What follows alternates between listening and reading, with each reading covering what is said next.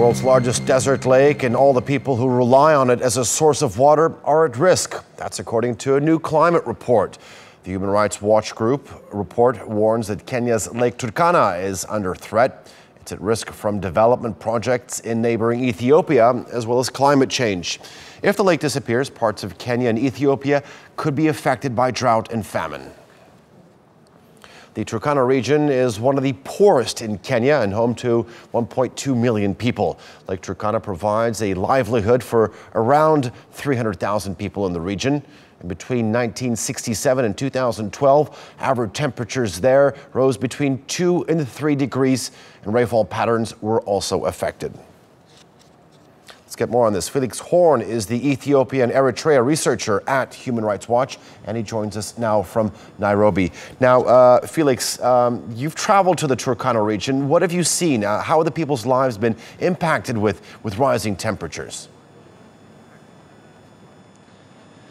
Yeah, it's been very difficult. I mean, what we saw is that the Turkana people are suffering based on both rising temperatures and also changing rainfall patterns, as you mentioned, and that this is resulting in difficulties in accessing water, difficulties in accessing food, and has also had negative impacts on their health and their security. I mean, in terms of water, women and girls are having to walk further to access water. They're having to dig deeper to get it, which is exposing them to risks along the ways, which is meaning that girls aren't spending as much time in school, etc. Okay, another reason for the change is an industrial project in Ethiopia, is that right?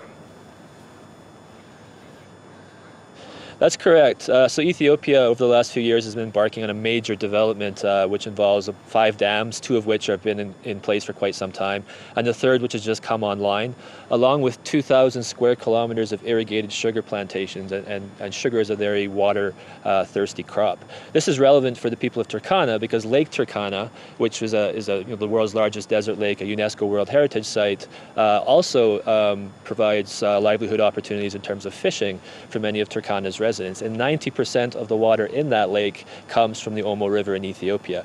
Now, Ethiopia hasn't done the proper scientific studies to assess what the impacts will be, both on its own people, but also on the people downstream in Kenya. But a number of independent hydrologists have done studies that indicate that Lake Turkana could virtually disappear as a livelihood option for the Turkana if Ethiopia continues to push ahead with these development plans. So that is a risk. What needs to be done to help the people of northwest Kenya?